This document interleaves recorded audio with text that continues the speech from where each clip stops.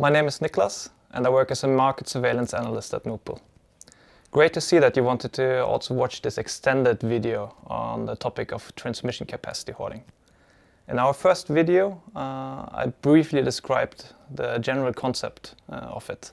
And just to quickly recap, capacity hoarding is about acquiring a decisive amount of the overall available transmission capacity and not using it or not using it effectively. ACER has published a guidance note on this topic back in 2018, and there they describe several indicators, and those are the following: price differences between the areas, portion of the available transmission capacity acquired, time span between the transactions, direct or indirect reversal, use of wash trades, and introduction of inconsistent orders.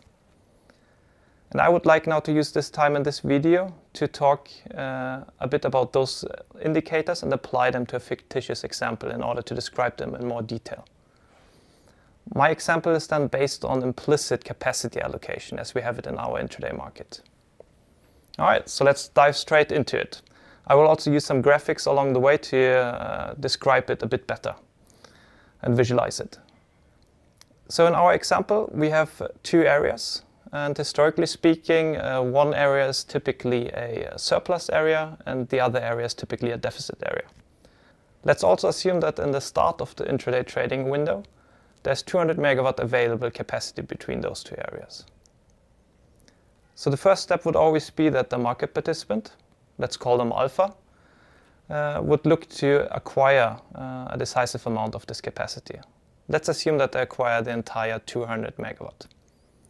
So if we try to visualize this, it would look something like this.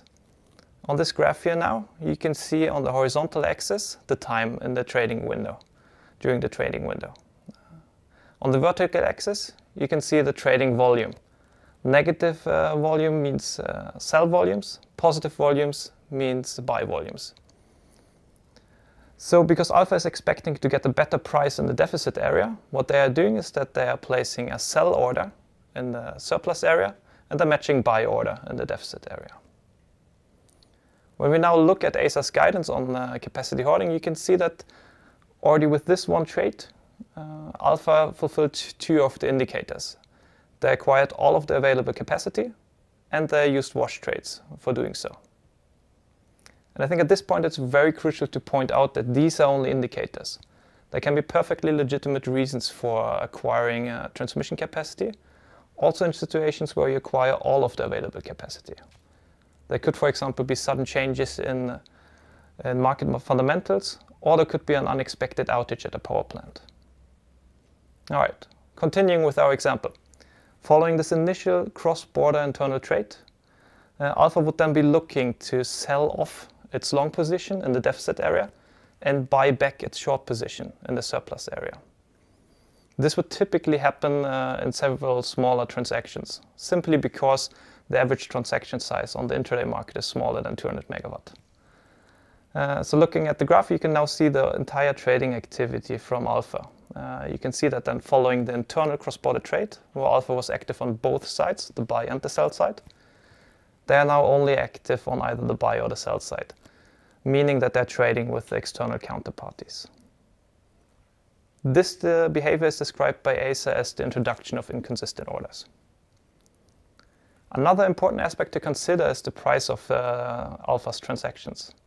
When you add prices to our graph, you can see that then on average, alpha is able to sell its position in the deficit area at 30 euros per megawatt hour, while it's able to buy back its position in the surplus area at 20 euros per megawatt hour.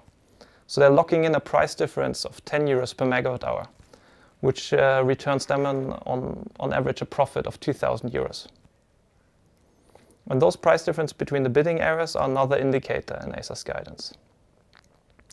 So when we look at the entire list of the indicators from ACER, you can see that alpha, by doing this trading pattern, fulfilled 4 of those indicators. They acquired all of the capacity, they used wash trades, they introduced inconsistent orders, and there were price differences between the areas. So what would we in market surveillance do if we see such a trading pattern? And I think here it's very important to repeat that these are only indicators. We have a legal obligation to report any cases where we have a reasonable suspicion that there has been a remit breach.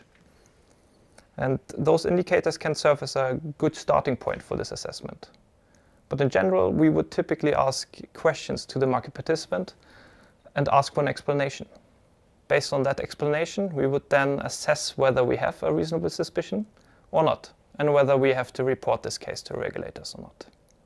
Before finishing off now, I would just like to briefly mention one key point. Because you might ask yourself, why would this trading pattern be considered market manipulation? I mean, alpha is moving power from a surplus area into a deficit area, and thus helping the market, right? Well, on the other hand, you could argue that alpha, by acquiring all of the capacity for themselves, are preventing other market participants from using it.